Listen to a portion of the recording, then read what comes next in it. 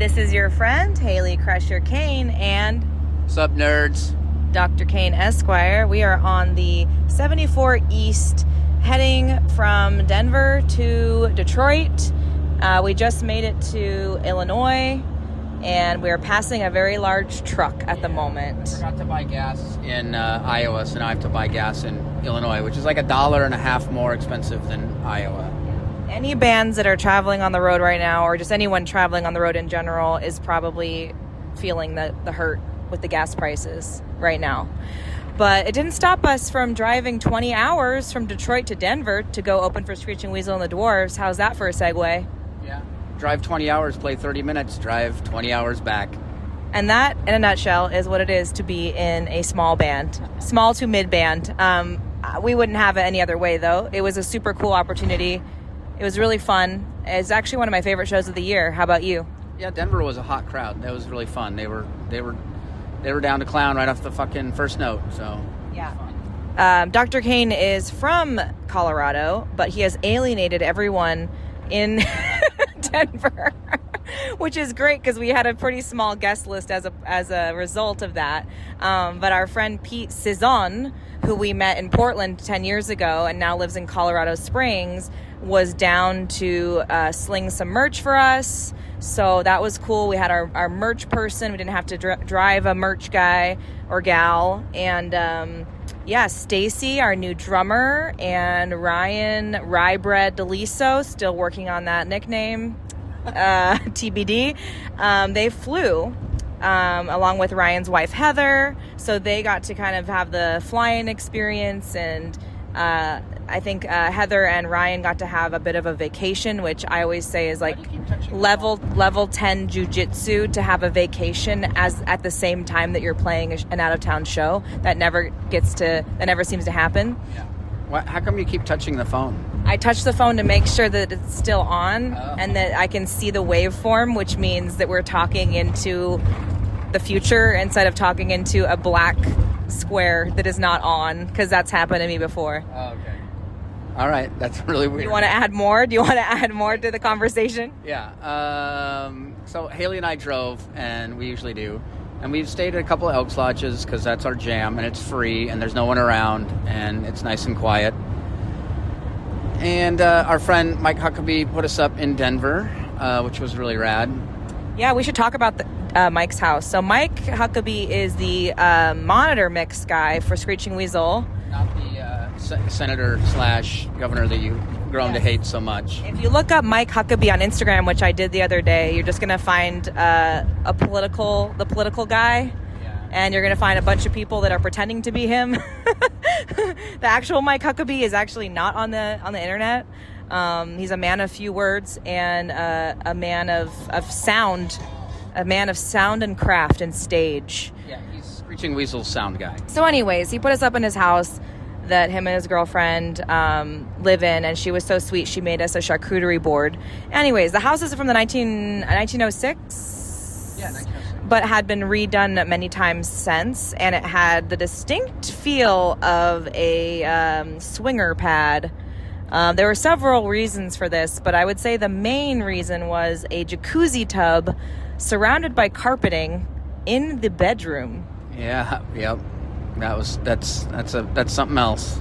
I like it, but I know I would fall into it to my peril, and I don't know how they're getting in and out of it without getting water everywhere. So I don't know. Please, has anybody experienced a jacuzzi tub in the house, in the bedroom? I mean, it's like in the middle of the bedroom. It's not like off to the side or in the window. It's dead center in the middle of the bedroom, and then the bed goes behind it. It's pretty strange. Yeah, it's very confusing, but it was nice of him to put us up.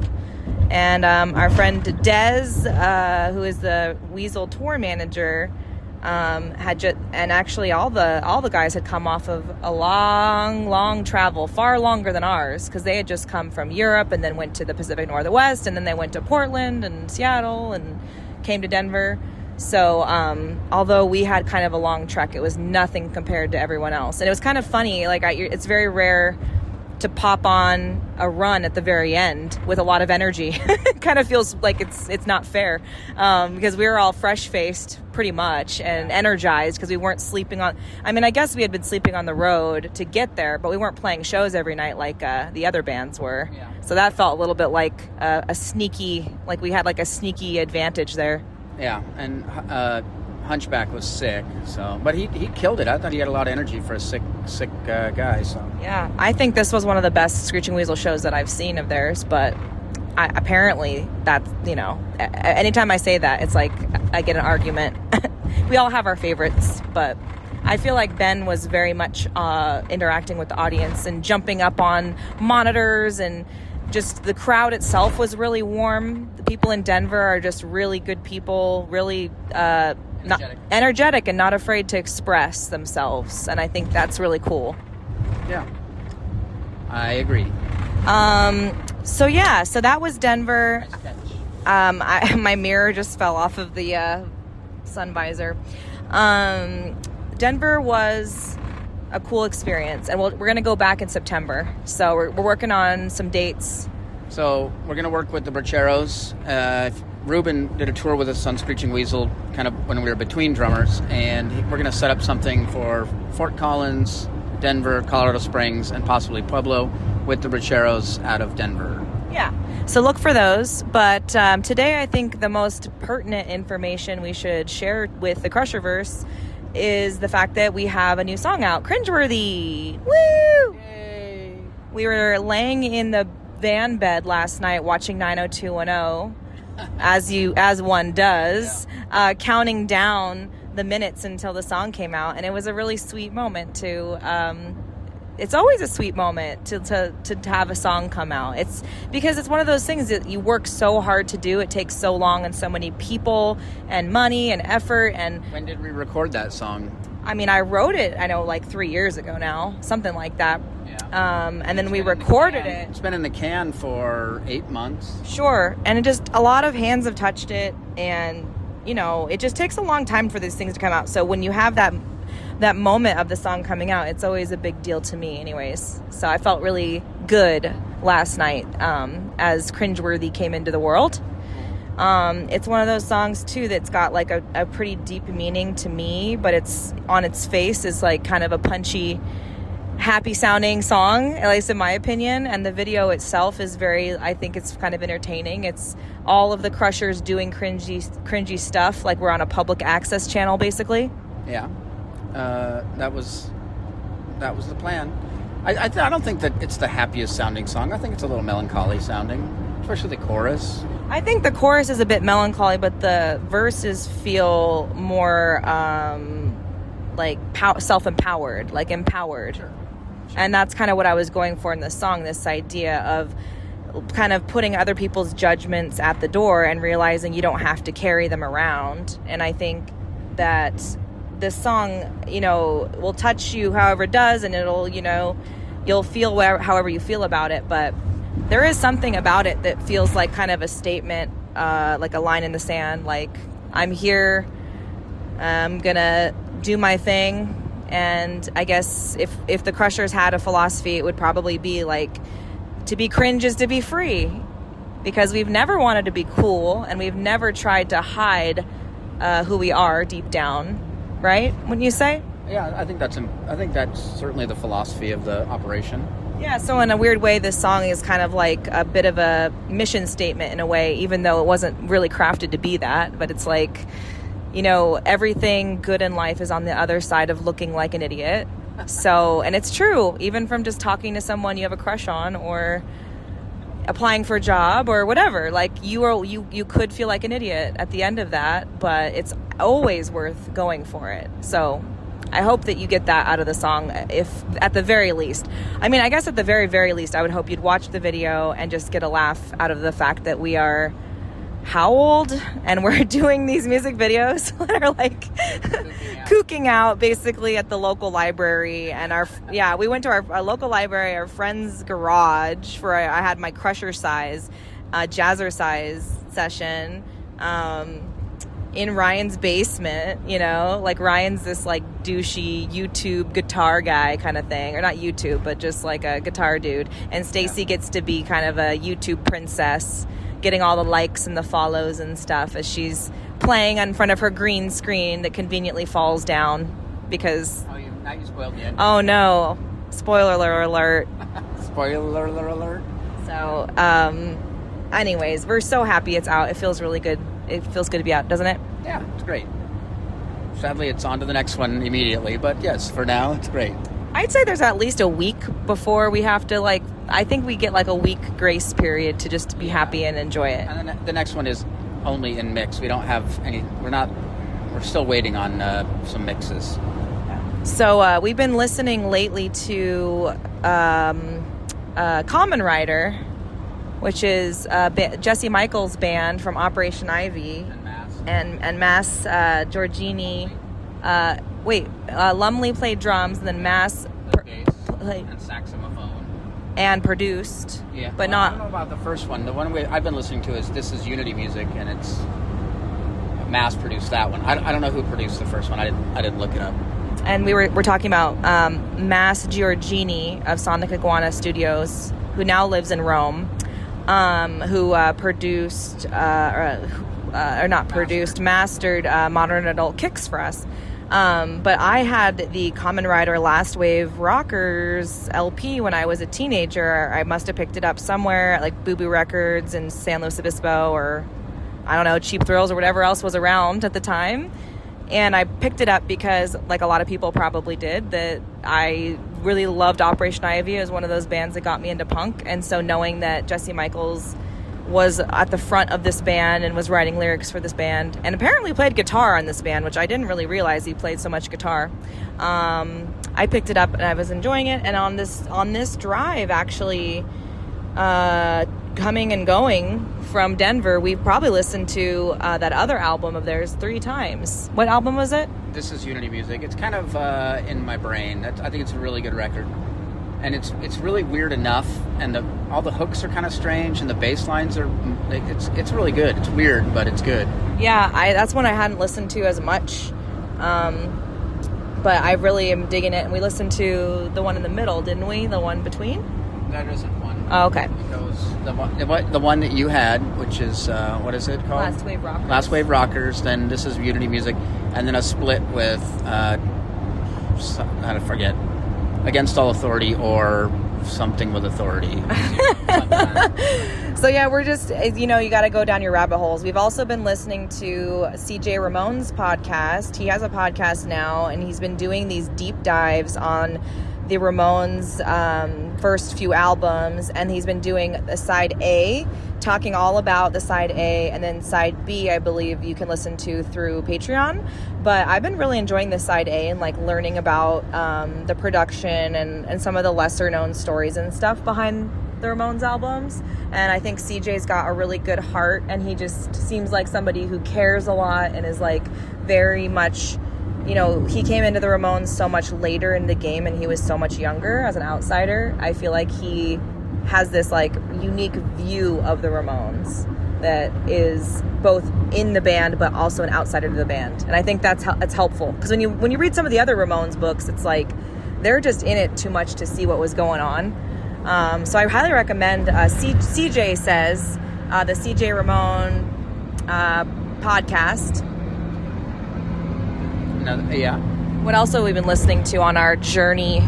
Well, we'd listen to what he says about those records, and then listen to the Ramones. Oh, right. So after one of the records, we're like listening to it. So I think so far we've listened to I think we listened to all of them. All of them? Yeah. The first 4. I mean, there's so many of them. I mean, we did listen to Pleasant Screams too, didn't we? Yeah. Listened to quite a few Ramones records, but you listen to all the stuff about it, and then you listen to that record after, and it informs it. I don't know. It's interesting. If you're listening to this Crusher Talk, you probably care about that shit too. That's why we try to talk about music without being boring. Yeah. But at least give you some context of like how we put it together and what we did and blah blah blah blah. Yeah. So you had some questions. You were going to do a question and answer on Cringeworthy. Did you think of a good question? No, we'll have to. I thought we were going to go like back and forth with questions, but okay. You can start. Okay, let me think about it. You carry on and then I'll think about it. Let's see. I don't want to ask you any questions about it. I don't have any questions for you about it. Well, we recorded it in Ryan's basement again, right? So Right. we made some. I think Ryan made quite a few decisions on the single. Oh, what about the single art? Oh, yeah, we could talk about that. I will say this is the second song we've done in Ryan's basement where I did the vocals in the basement versus going to LA to Kitten Robot Studios, and I was concerned about that. But I think it turned out really good despite my being scared because I'm now used to working with Paul, and I want Paul Rossler to help me. But Ryan did a really good job. Yeah. The artwork is a guy from what country? That's a good question. Argentina, is it? I don't remember. Colombia? I think South America. South America. Central America. And I'll put, Mr. Sister. yeah, I will put their handle in the notes. But Yeah, we went through quite a few iterations of the illustration before we landed on the colors that exist. It was actually weirdly one of the more difficult single art pieces to decide upon. There was some controversial coloring that was happening, and I think we had to like rework it a little bit. yeah, and that's the thing. It's like I think that art can be kind of a Rorschach test with people sometimes to see what you see, and it's like the song Cringeworthy is about embracing the cringe or embracing the idea of it's not being cool, basically, but we certainly are not making fun of the person who is in our single art. But I think that was implied sometimes from people who looked at the single art and didn't know what the song was about. But I think the main thing you want with single art or any sort of album art is for people to look twice at it. So it's not even a bad thing if somebody sees it and thinks like, who is this joker they're poking fun at? But we're not poking fun at them. Right. It's almost like you have to unwrap it to understand it, and that's not a bad thing. Yeah, I might be asking a little too much of the audience, but we'll see. I don't know. Sabrina Carpenter just put out an album called Man's Best Friend, and it's her on her hands and knees with a guy in a suit pulling her hair, basically, and it caused a huge issue with everybody being mad at her, and she's basically just being tongue-in-cheek saying this is how men treat women, right? So is it a feminist image? Is it a sexist image? The real thing that matters is everyone's talking about it. That's what actually matters, and we're talking about the issues. So yeah. I mean, art should do that. Art should be a little controversial, sure, and like when it can be whatever, sure, and when we put out art, we want it to always be something where you look twice and you think about it, and there's stand out. Yeah, exactly. Attention grabbing. Yeah. Speaking of art, I've been doing these lyric doodles. We're calling them crusher doodlers, or what do we call doodlers? And they're these weird splotches that I'm using this Sumi ink that I got off Amazon. By the way, Sumi ink, pretty cheap to use, cheap medium. And making these like dogs, and I think I did one girl.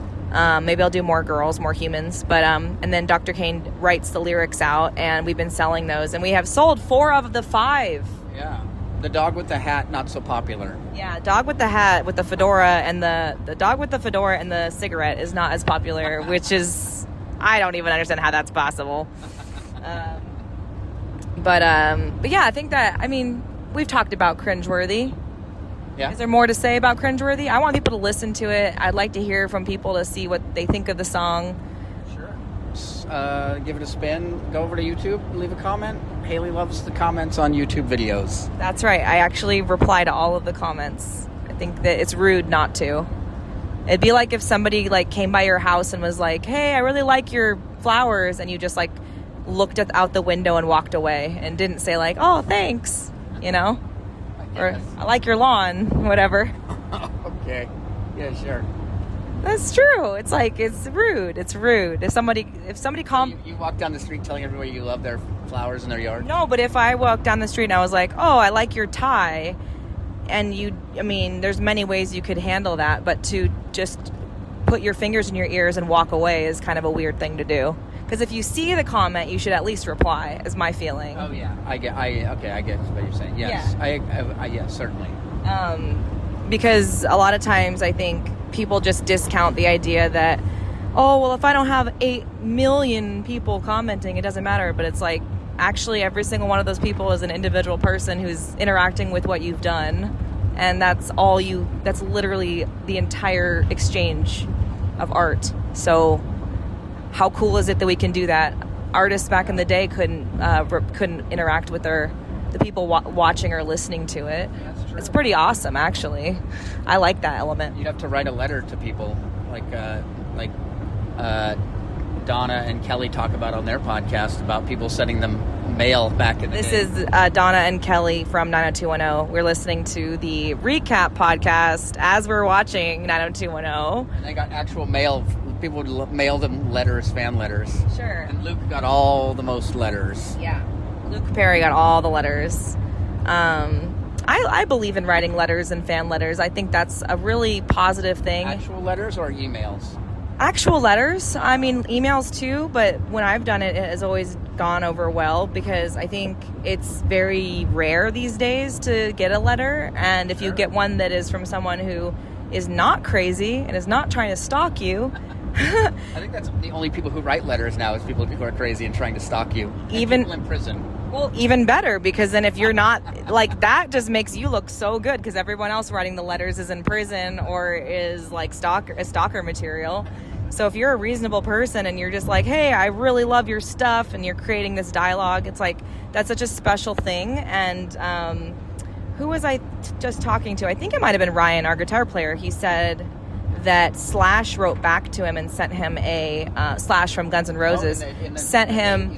Yeah, so he wrote a letter to Slash, Big Daddy Slash, the guitar player from Guns N' Roses, and Slash wrote back and sent a glossy photo that was signed. And I couldn't believe it that it wasn't framed in the basement. Like, how is it not framed in the practice space / studio? That's crazy. That's awesome. Yeah, that is pretty cool. But you hear about that a lot more than you'd think. I mean, I've seen letters. People have posted, like, old letters they got from, like, I think it was, like, John Waters replying to, like, a little kid, like a weird queer kid. And Pee Wee Herman, our friend sent him, like, a birthday card, and then he sent her a birthday card every year for, like, 15 years. And they never met or anything. She just randomly did it, and then Pee Wee Herman was like, Paul Rubens just kept her on some list. And I guess he used to do that with a lot of people. He'd send them birthday cards or something, Christmas cards or whatever. Right. It's like such a sweet thing. So let that be an idea there for you. If you really admire somebody or their art, like, why not? I think John Waters and Pee Wee Herman might be in the same apple cart, though. Absolutely. I'm trying to read, he's got a book of his right now, and it's like so... The way he talks is like an old school radio DJ, like an old school one, like a 60s radio DJ where everything's like kind of coded. And I'm realizing it's like kind of hard to read because he talks like, you know what I'm talking about? Like he's hip to it, you know? Like Wolfman or like old time radio, see? Yeah, well, like Wolfman vibes. Listen up, Daddy-O. Yeah, Daddy-O, and like it's great. It's good stuff, but I'm realizing like, oh wow, he is 80 years old. So also, you know who else is 80 years old? Dolly Parton, who just put out a rock record called Rockstar, I believe. Isn't it called Rockstar? I think so, yeah. What was your review of it, Reed? Yeah.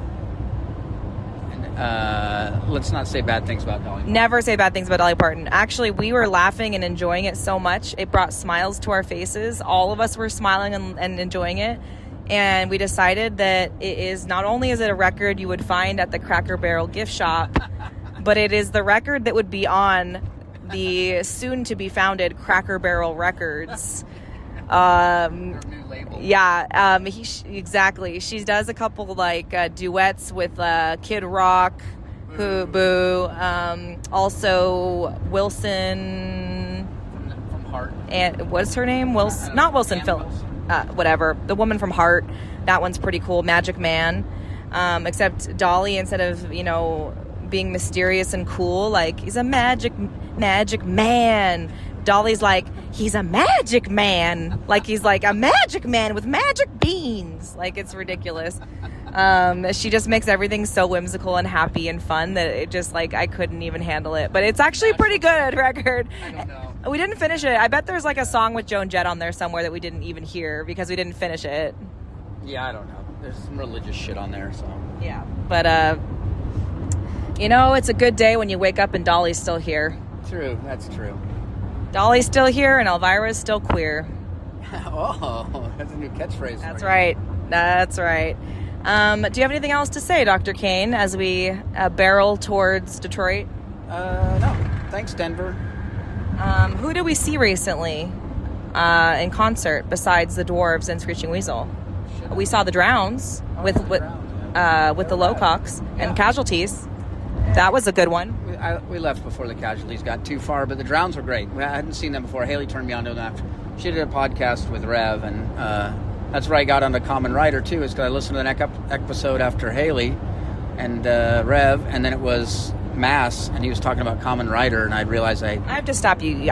These people don't know what podcast you're talking about. You must tell them. It's the Goldmine podcast. It's a vinyl nerd podcast, kind of. Yeah. What is it called? Dollar Bin? Dollar Bin, yeah. There you go. Dollar Bin. Continue. I thought it was a gold mine. I don't know. Whatever came on next, I listened to the next one, and it was Mass. And I was like, oh, cool. And then I listened to his podcast. The end. So it just goes to show, yeah, like one thing kind of leads to another. And now we're big fans of the Drowns. They were really good live. It's amazing what they can do as a three-piece. I'm always so impressed when I see a three-piece just kicking ass, all locked in together in that perfect triad.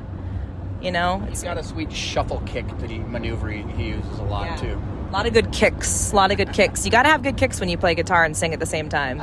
Because that's not. I was doing some crazy high kicks. I was doing like insane Molly Shannon, like SNL. What was her personality when she's like, when she's sniffing her armpits? I was like doing crazy shit.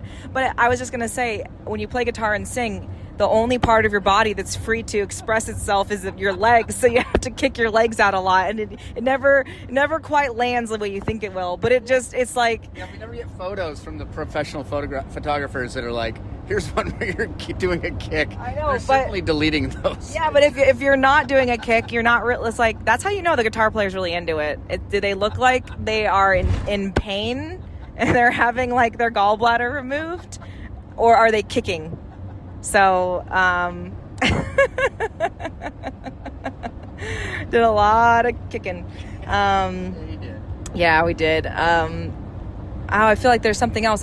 Just came to me and then it disappeared just as quickly, but it was something, good. Yeah, maybe next week. What was it? So something about, whatever. Anyways, enjoy the rest of your week. We'll see you next week. Sparkle hard. Spin the cringe. Spin the cringe.